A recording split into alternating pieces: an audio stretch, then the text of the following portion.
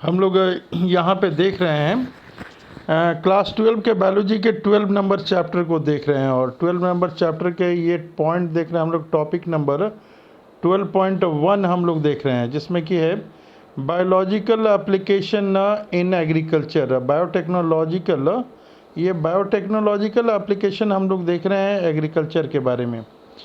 ये biotechnological application biotechnological application न जानने के पहले एक दो पॉइंट्स के बारे में हम लोग चर्चा करते हैं कि एग्रीकल्चर, जैसे जैसे जनसंख्या हमारी बढ़ती है वैसे वैसे एग्रीकल्चर फूड की प्रोडक्शन की बढ़ाने की ज़रूरत होती है। तो फूड की प्रोडक्शन कैसे बढ़ाएंगे? जैसे जैसे देश की जनसंख्या बढ़ती जाएगी उस तरह से फूड की प्रोडक्शन जो है बढ़ाने की ज़रूरत होगी। तो फूड की प्रोडक्शन बढ़ाने के लिए 3 ऑप्शन है हमारे पास, 3 ऑप्शन है ये हमारे पास फूड की रिक्वायरमेंट बढ़ाने के लिए। सबसे पहले अभी हम लोग देख रहे हैं कि जैसे जैसे जनसंख्या बढ़ेगी वैसे वैसे फूड प्रोडक्शन की रिक्वायरमेंट जो है, फूड प्रोडक्शन की रिक्वायरमेंट को बढ़ाना ज़रूरी है। जनसंख्या के साथ फूड प्रोडक्शन की रिक्वायरमेंट को बढ़ाना ज़रूरी है। और इस फूड प्रोडक्शन को बढ़ाने के लिए जो है 3 ऑप्शन है हमारे पास। 3 ऑप्शन क्या करेंगे? 3 ऑप्शन में पहला ऑप्शन ये करेंगे कि हम लोग जो है एग्रोकेमिकल जो है, एग्रोकेमिकल बेस्ड एग्रीकल्चर जो अभी है हमारे पास। एग्रोकेमिकल्स में क्या है कि इंसेक्टिसाइड हम लोग यूज़ करते हैं। इंसेक्टिसाइड की यूज़ करते हैं। इंसेक्टिसाइड हम लोग कीड़ा मारने के लिए यूज़ करते हैं कि जितने पेस्ट वगैरह हैं वो सबको मार दे। और दूसरा जो है फर्टिलाइज़र हम लोग यूज़ करते हैं। फर्टिलाइज़र, केमिकल फर्टिलाइज़र हम लोग यूज़ करते हैं। तो 2 केमिकल यूज़ करते हैं हम लोग। पहला केमिकल क्या है?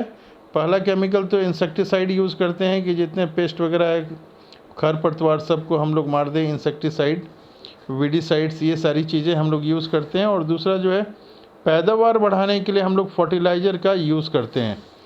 तो अभी तक हम लोग ये कर रहे हैं। और दूसरा जो है हम लोग कर रहे हैं ऑर्गेनिक एग्रीकल्चर हम लोग कर रहे हैं। ऑर्गेनिक एग्रीकल्चर कर रहे हैं बढ़ाने के लिए पैदावार। ये ऑर्गेनिक एग्रीकल्चर कर रहे हैं। ऑर्गेनिक एग्रीकल्चर में हम लोग ऑर्गेनिक फार्मिंग करते हैं। हम लोग ये केमिकल्स वगैरह जो हैं उससे अवॉइड करते हैं और ऑर्गेनिक एग्रीकल्चर हम लोग करते हैं। और तीसरा हम लोग जो है फूड प्रोडक्शन करने के लिए क्या करते हैं कि जेनेटिक इंजीनियरिंग की सहारा लेते हैं हम लोग। Genetically engineered crop based agriculture हम लोग करते हैं। इस तरह के बीज का उपयोग करते हैं, इस तरह के प्लांट का उपयोग करते हैं जो जेनेटिकली इंजीनियर्ड है और ज़्यादा पैदावार देगी। तो 3 तरह की ऑप्शन हम लोग अभी फूड प्रोडक्शन बढ़ाने के लिए करते हैं। पहला तो हम लोग एग्रोकेमिकल बेस्ड करते हैं, जिसमें कि केमिकल्स वगैरह दे के, फर्टिलाइज़र, इंसेक्टिसाइड दे के पैदावार बढ़ाते हैं। दूसरा जो खेती हम लोग करते हैं ऑर्गेनिक एग्रीकल्चर करते हैं और मैन्यूर वगैरह के थ्रू जो है हम लोग करते हैं ट्रेडिशनल मेथड से। और जो तीसरा है वो क्या है? Genetically engineered crop based agriculture करते हैं। जो प्लांट हैं ऐसे प्लांट जेनेटिकली हम लोग तैयार करते हैं जो ज़्यादा पैदावार दे, ज़्यादा पौष्टिक हो, ज़्यादा विटामिन हो, ज़्यादा मिनरल हो। ये 3 चीज़ें हैं। इसके अलावा बता रहा है कि ग्रीन रेवोल्यूशन हम लोगों ने किया था। ग्रीन रेवोल्यूशन, हरित क्रांति जिसको कहते हैं, तो ग्रीन रेवोल्यूशन हम लोगों ने किया था। तो ग्रीन रेवोल्यूशन के बारे में देखते हैं। कह रहा है कि green revolution succeeded in tripling the food supply. Green revolution से क्या हुआ? हरित क्रांति हम लोगों ने किया तो उससे क्या हुआ? ट्रिपलिंग, 3 गुना जो है हो गया। क्या हो गया? फूड सप्लाई 3 गुना हो गया। ठीक है, लेकिन कह रहा है कि but yet it was not enough. Green revolution तो हम लोगों ने किया, 3 गुना जो है ट्रिपलिंग जो है 3 गुना ज़्यादा हो गया। क्या हो गया? फूड सप्लाई हो गया। लेकिन इसके बाद भी करा but yet not enough, but yet it was not enough. ये इनफ नहीं था, जितने फूड चाहिए थी to feed the growing human population. जिस हिसाब से हमारी पॉपुलेशन बढ़ रही थी उसके हिसाब से ये भी उपयुक्त नहीं था। तो आगे बता रहा है कि इंक्रीज इल्ड, कह रहा है कि ज़्यादा पैदावार जो है increase yields have partly been due to the use of improved crop variety जो है अच्छी वैरायटी हम लोग डाल रहे हैं, तो प्रोडक्शन इंक्रीज़ कर रहा है। आगे कह रहा है कि but mainly due to the use of better management practices and use of agrochemicals. ये एग्रोकेमिकल्स जो है फर्टिलाइज़र इंसेक्टिसाइड है, ये यहाँ पे लिखा हुआ है फर्टिलाइज़र और पेस्टिसाइड्स, कीड़े मकोड़े जो मारने की है ये पेस्टिसाइड्स। तो ये हम लोग कर रहे हैं या कर रहे थे। तो कह रहा है कि हाउएवर फॉर फार्मर के लिए है इन द डेवलपिंग वर्ल्ड, जो डेवलपिंग कंट्रीज़ वगैरह है, agrochemicals are often too expensive. ये क्या होता है, जो गरीब हैं उनके लिए काफ़ी एक्सपेंसिव पड़ता है, उनको खाद खरीदना पड़ता है, केमिकल खरीदना पड़ता है। इसके अलावा क्या है, फर्दर जो है इसके अलावा increase in yield with extensive variety are not possible using the conventional breeding. जो जनरल हमारा मेथड है कन्वेंशनल ब्रीडिंग, उसके थ्रू जो है इंक्रीज इन यील्ड, जो पैदावार नहीं बढ़ाई जा सकती है। जनरल जो हमारी कन्वेंशनल ब्रीडिंग मेथड है उसके थ्रू पैदावार नहीं बढ़ाई जा सकती है।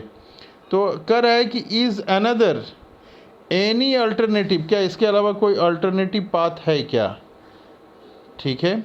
And that our understanding of genetics, कह रहा है कि जब हम लोग जेनेटिक्स के बारे में अच्छी तरह से जान गए, can so that farmer may obtain maximum yield. तो जेनेटिक्स के बारे में अगर हमारे को नॉलेज हो जाता है तो फार्मर क्या कर सकते हैं, मे ऑब्टेन, वो ज़्यादा पैदावार कर सकते हैं, मैक्सिमम यील्ड कर सकते हैं फ्रॉम देयर फील्ड। अगर जेनेटिक्स के बारे में जानकारी है तो ज़्यादा पैदावार किया जा सकता है। आगे बता रहा है इज़ देयर ए वे, क्या कोई ऐसा रास्ता है, is there a way to minimise किया जाए, क्या मिनिमाइज़ किया जाए, यूज़ ऑफ फर्टिलाइज़र। क्योंकि एक्सपेंसिव है और पॉल्यूशन कर रहा है, फर्टिलाइज़र को मिनिमम किया जाए, और क्या है, केमिकल्स जो यूज़ कर रहे हैं उसको मिनिमम किया जाए, क्योंकि ये हार्मफुल इफ़ेक्ट है। इसके क्या है, ये हार्मफुल इफ़ेक्ट तो है ही, साथ में जो है और इन्वायरमेंट जो है को ये नुकसान कर रहा है ऑन द इन्वायरमेंट। तो हम लोग अगर क्या करेंगे, कोई ऐसा मेथड लाएंगे जिसमें फर्टिलाइज़र को यूज़ नहीं करना पड़ेगा और क्या है, केमिकल को यूज़ नहीं करना पड़ेगा, तो हार्मफुल इफ़ेक्ट से जो है हम लोग बचे रह जाएंगे। और इसके साथ ही क्या होगा, कि हम लोग जो है बचा पाएंगे। हम लोग क्या करेंगे, बचा पाएंगे। किस चीज़ को बचा पाएंगे, हम लोग बचा पाएंगे आगे अपने इन्वायरमेंट को हम लोग बचा पाएंगे। तो इस तरह से हम लोग देख रहे हैं कि कैसे हम लोग अपने इन्वायरमेंट को जो है बचा पाएंगे। तो ये चीज़ें अभी हम लोगों ने देखा कि दो काम करना है, एक फर्टिलाइज़र का यूज़ कम करना है और एक केमिकल का यूज़ कम करना है। ये कैसे हो रहा है, ये हम लोग करेंगे जेनेटिक्स की मदद से हम लोग करेंगे। अब आगे हम लोग देखते हैं, ये कह रहा है कि प्लांट जो है, क्या है, ये जो प्लांट है, बैक्टीरिया है, फंजाई है, एनिमल्स है, whose gene has been altered by manipulation are called genetically modified organism। Genetically modified organism किसको कहते हैं, कोई ऐसा प्लांट है, कोई ऐसा बैक्टीरिया है, कोई ऐसा फंजी है, एनिमल है, जिसके जीन को हम लोगों ने क्या किया है, मैनिपुलेट किया है। इस तरह से मैनिपुलेट किया है कि ज़्यादा पैदावार जो है हम ले सकें। ऐसे को बोलते हैं जेनेटिकली मॉडिफाइड ऑर्गेनिज्म, जीएमओ। तो जीएमओ का मतलब क्या हो गया, जेनेटिकली मॉडिफाइड ऑर्गेनिज्म हो गया। अब आगे हम लोग देखते हैं, कह रहा है कि जेनेटिकली मॉडिफाइड, ये जीएम क्या है, जेनेटिकली मॉडिफाइड। कह रहा है कि plant have been useful in many way, बहुत तरह से ये फ़ायदेमंद है। Genetic modification has, genetic modification अगर करेंगे तो नंबर 1 2 3 4 5 तरह के जो है फ़ायदे हम लोग को होंगे। जेनेटिकली मॉडिफाइड अगर करेंगे हम लोग तो पहला नंबर क्या ये फ़ायदा आ रहा है हम लोग देख रहे हैं। पहला नंबर तो हम लोग देख रहे हैं कि plant crop are more tolerant to abiotic stress, ज़्यादा कोल्ड सहने की क्षमता हो जाएगी, ड्राउट सूखा सहने की क्षमता हो जाएगी, सॉल्ट इन्वायरमेंट में भी रह सकते हैं, प्लांट हीट में भी रह सकते हैं अगर जेनेटिकली मॉडिफाइड प्लांट को हम लोगों ने कर दिया। दूसरा क्या देख रहे हैं हम लोग, reduced alliance on chemical pesticide, जो केमिकल पेस्टिसाइड यूज़ करते हैं उससे छुटकारा मिल सकता है। पेस्ट रेजिस्टेंस क्रॉप अगर डेवलप करते हैं हम लोग जिसमें पेस्ट का, कीड़े मकोड़े का कोई असर नहीं होगा। तीसरा जो है help to reduce post harvested losses. Post harvested losses का मतलब ये है कि फल जब पक गया तो खेत में गिरेगा नहीं, सड़ेगा नहीं, पकने के बाद वो सुरक्षित रहेगा, उसको कहते हैं हम लोग पोस्ट हार्वेस्टेड लॉसेस।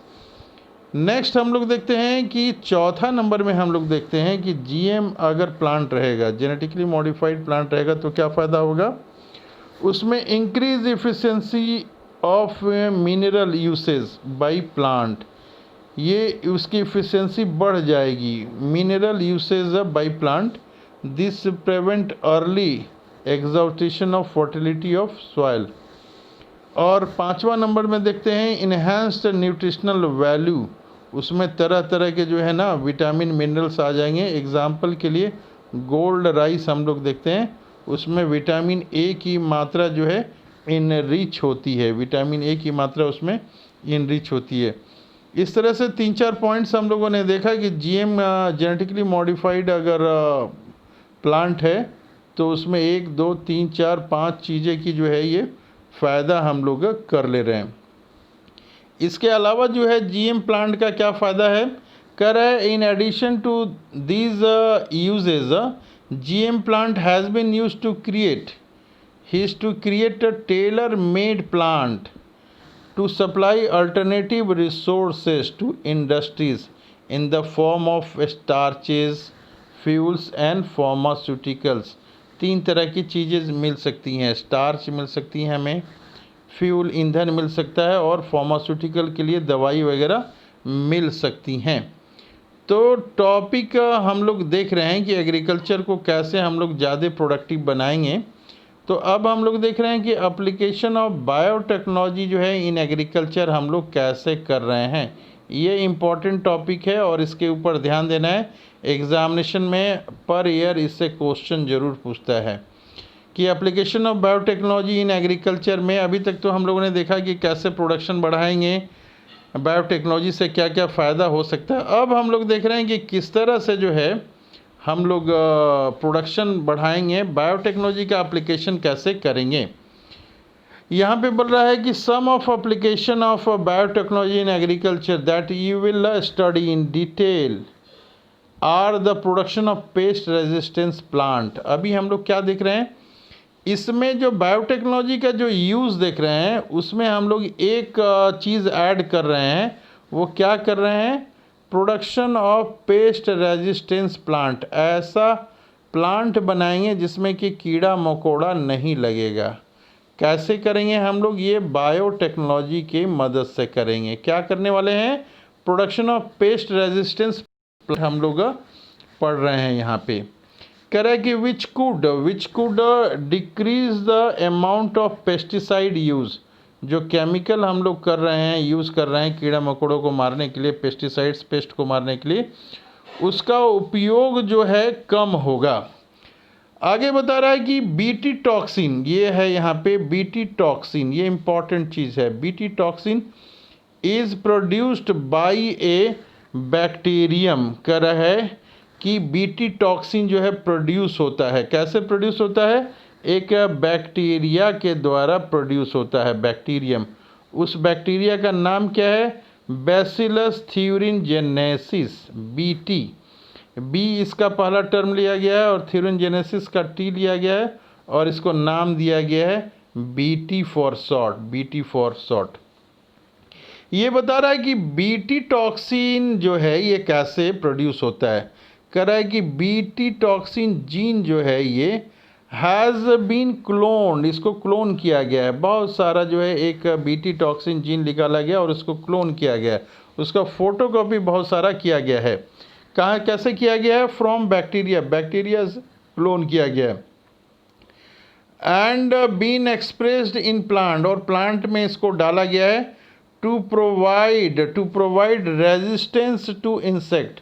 प्लांट में डालने से क्या है, इंसेक्ट उसमें नहीं लगेंगे। To insect without the need of insecticide. ये बीटी जीन को अगर प्लांट में अगर हम डाल देंगे तो इसमें पेस्ट नहीं लगेगा और इंसेक्टिसाइड डालने की ज़रूरत नहीं होगी, ये यहाँ बता रहा है। कह रहा है आगे कि in effort created a biopesticides. ये क्या हो गया? ये बायोपेस्टिसाइड्स, बीटी जो है ये बायोपेस्टिसाइड्स का काम कर रहा है। एग्ज़ाम्पल में बता रहा है कि example are Bt cotton. Bt cotton एक ऐसा कॉटन जिसमें कि बीटी टॉक्सिन जीन डाल दिया गया है, तो कॉटन जो है वो बीटी कॉटन वो हो गया, बीटी कॉटन हो गया। और कॉर्न में डाल दिया गया है तो वो बीटी कॉर्न हो गया। यहाँ पे देखते हैं हम लोग बीटी कॉर्न, ये लिखा हुआ है। तो बीटी कॉर्न जो है यहाँ पे ये लिखा हुआ है। इसके अलावा राइस में हम लोगों ने डाला है, राइस में डाला है, टोमेटो में डाला है, पोटैटो में डाला है, सोयाबीन में डाला है। तो जहाँ पे बीटी हम लोग डालेंगे तो वो कॉटन में डालेंगे तो बीटी कॉटन हो जाएगा, बीटी कॉर्न हो जाएगा। इस तरह से बहुत सारी चीज़ों में हम लोगों ने डाला है। अब जो मोस्ट इम्पॉर्टेंट चीज़ है उसके बारे में हम लोग देख रहे हैं। अब हम लोग मोस्ट इम्पॉर्टेंट के बारे में हम लोग देख रहे हैं, बीटी कॉटन के बारे में हम लोग देख रहे हैं। अब हम लोग क्या देख रहे हैं? बीटी कॉटन के बारे में हम लोग अब देख रहे हैं। अब ये बीटी कॉटन ये बहुत ही इम्पॉर्टेंट है। इसके बारे में जो है इसके बारे में एग्ज़ामिनेशन में क्वेश्चन बराबर पूछता रहता है। तो हम लोग बीटी कॉटन के बारे में अब डिटेल में स्टडी करेंगे। ये बीटी कॉटन कह रहा है कि बीटी कॉटन कैसे तैयार किया जाता है, इसके बारे में हम लोग देख रहे हैं। कह रहा है कि बीटी कॉटन तैयार करने के लिए सम स्ट्रेन ऑफ बैसिलस थ्यूरिनजेनेसिस, कुछ तरह के जो बैसिलस थ्यूरेंसिस जो है ये हम लोग लेते हैं। ये बैसिलस थ्यूरेंजेनेसिस क्या करता है? ये प्रोड्यूस करता है, क्या प्रोड्यूस करता है? एक प्रोटीन को प्रोड्यूस करता है, प्रोटीन को दैट किल, ये क्या करता है? किल करता है सर्टन इंसेक्ट, कुछ इंसेक्ट को ये किल करता है। कौन सा इंसेक्ट को किल करता है? ये लिपिडोप्टेरेंस, ये जो है लिपिडोप्टेरेंस ये पूछता है, लिपिडोप्टेरेंस ये पूछता है, एग्ज़ाम में याद करना है। लिपिडोप्टेरेंस, ये लिपिडोप्टेरेंस क्या है? टोबैको बर्ड वर्म्स है। लिपिडोप्टेरेंस में क्या क्या आती है, क्या क्या आता है? तो टोबैको बर्ड वर्म्स आता है, आर्मी वर्म्स आता है, ये इसमें आता है। और इसके अलावा क्या है? कोलियोप्टेरेंस, कोलियोप्टेरेंस आता है। कोलियोप्टेरेंस में क्या है? बेटल्स वगैरह आता है। और इसके अलावा डिप्टेरेंस, डिप्टेरेंस ये डिप्टेरेंस आता है। डिप्टेरेंस में क्या क्या आता है? इसमें फ्लाइज आता है, मॉस्किटो आता है। कह रहा है ये कि बैसिलस थ्यूरिनजेनेसिस जो है, ये बैसिलस थ्यूरिनजेनेसिस क्या है? एक बैक्टीरिया है। तो बैसिलस थ्यूरिनजेनेसिस जो है ये फॉर्म करता है, क्या फॉर्म करता है? एक प्रोटीन का क्रिस्टल फॉर्म करता है, प्रोटीन का क्रिस्टल। कह रहा है कि during a particular phase of growth, ये फॉर्म करता है during a particular phase of growth जो है ये फॉर्म करता है। कह रहा है कि दीज क्रिस्टल्स जो हैं क्या करते हैं? कॉन्टेन करते हैं टॉक्सिक, क्या करते हैं? टॉक्सिक इंसेक्टिसाइडल प्रोटीन होता है। इंसेक्टिसाइड प्रोटीन होता है, किस में होता है? बीटी में होता है, बैसिलस थ्यूरिनजेनेसिस में होता है। कह रहा है कि why does this toxic not kill, कह रहा है कि बीटी में अगर ये इंसेक्टिसाइडल प्रोटीन होता है, इंसेक्टिसाइडल प्रोटीन, तो ये बीटी को क्यों नहीं मारता है? Why does not this toxic kill bacillus, ये बैसिलस को क्यों नहीं मारता है? तो यहाँ पे आंसर में बता रहा है कि actually the BT toxin protein exist in inactive form में ये पाया जाता है, प्रोटॉक्सिन्स में पाया जाता है, प्रोटॉक्सिन्स के रूप में पाया जाता है। लेकिन ये बट बता रहा है, लेकिन वंस एन इंसेक्ट इंडाइजेस्ट, इंसेक्ट जब के पेट में चला जाता है ये, तो इनएक्टिव टॉक्सिन जब जाता है, कहाँ जाता है, इंसेक्ट के पेट में जाता है, ये कन्वर्ट कर देता है, it converted into active form. ये इंसेक्ट के पेट में ही जाके एक्टिव फॉर्म में ये हो जाता है। बैसिलस में ये इनएक्टिव फॉर्म में होता है, क्यों? फिर अब क्वेश्चन है कि ये क्यों हो जाता है। एक्टिव फॉर्म में हो जाता है due to alkaline pH of गट।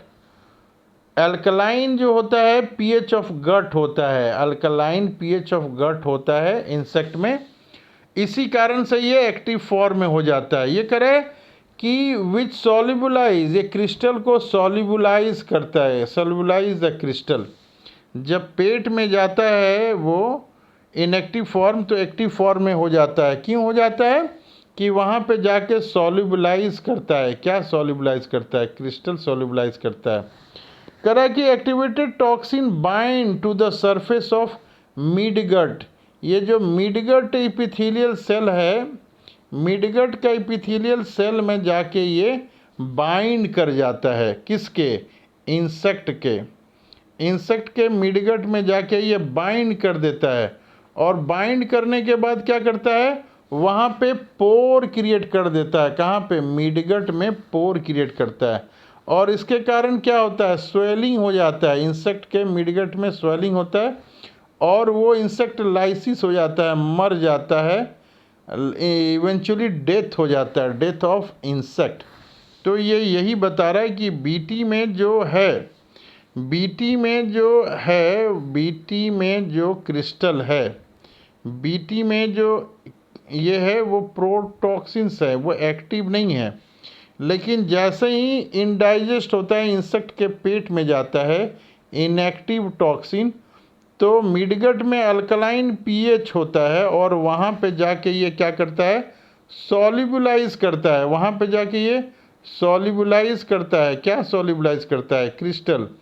और एक्टिवेटेड टॉक्सिन जो है वो जाके बाइंड करता है, बंध जाता है। कहाँ पे? Surface of midgut epithelial cell. Midgut के एपिथेलियल सेल में जाके वो बाइंड कर जाता है, और बाइंड करने के बाद क्या करता है, क्रिएट पोर। मिडगट में वो छेद कर देता है, पोर कर देता है। मिडगट में जब छेद कर देता है तो काउज सेल स्वेलिंग, सेल जो है स्वेलिंग करने लगता है, और सेल जो है लाइसिस होने लगता है, टूटने लगता है, और इवेंचुअली क्या होता है, लास्ट में डेथ हो जाता है। डेथ किसका डेथ होता है? ऑफ द इंसेक्ट, इंसेक्ट का डेथ हो जाता है। अब हम लोग आगे देखते हैं कि स्पेसिफिक बीटी जीन जो है, स्पेसिफिक बीटी जीन जो है वो कहाँ से आइसोलेट किए गए हैं? ये आइसोलेट किए गए हैं बैसिलस थ्यूरिनजेनेसिस से आइसोलेट किए गए हैं। ये टॉपिक बायोलॉजी में बहुत इंपॉर्टेंट है, बैसिलस थ्यूरिनजेनेसिस। हर साल क्वेश्चन होता है, ध्यान देना है हमें। एंड इनकॉर्पोरेटेड, ये बैसिलस जो है, बीटी टॉक्सिन जीन जो है, इसको निकाला जाता है। कहाँ से आइसोलेट किया जाता है? बैसिलस थ्यूरिनजेनेसिस से इसको आइसोलेट किया जाता है।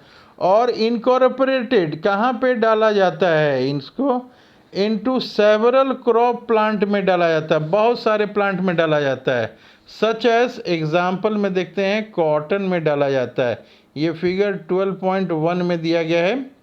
करें कि the choice of genes depend upon the crop and the targeted pest. किस तरह का कीड़ा लग रहा है उस तरह का जीन हम लोग डालते हैं।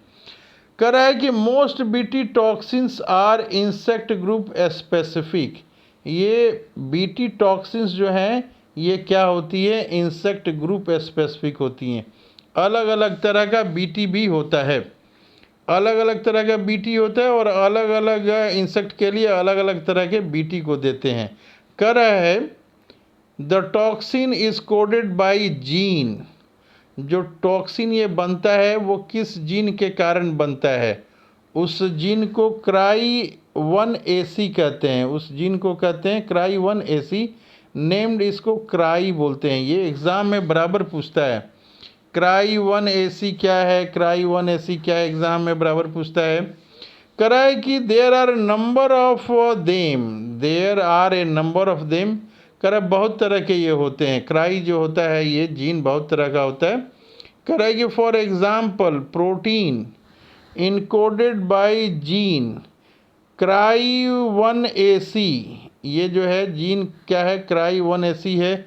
दूसरा जीन जो है cry2AC है, control the cotton wool worm, ये क्या किसको कंट्रोल करता है, कॉटन वूल वर्म को करता है।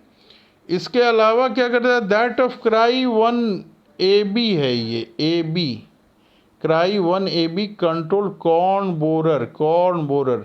तो ये एग्ज़ाम में पूछता है बराबर, cry1AC क्या करता है, cry2AC क्या करता है, cry1AB क्या करता है। तो क्वेश्चन हमें देखना है हम लोग को। यहाँ पे ये डायग्राम हम लोग देख रहे हैं, डायग्राम में कर रहा है, यहाँ पे दिखाया हुआ है कि कॉटन बॉल्स जो है डिस्ट्रॉय जो है ए में, यहाँ पे ये दिखा रहा है कि destroy by bollworm, B में फुली मैच्योर कॉटन बॉल ये दिखा रहा है, ये फुली मैच्योर है और ये जो है डिस्ट्रॉय हो गया, यहाँ पे देखिए ये छेदा कर दिया है कीड़ा।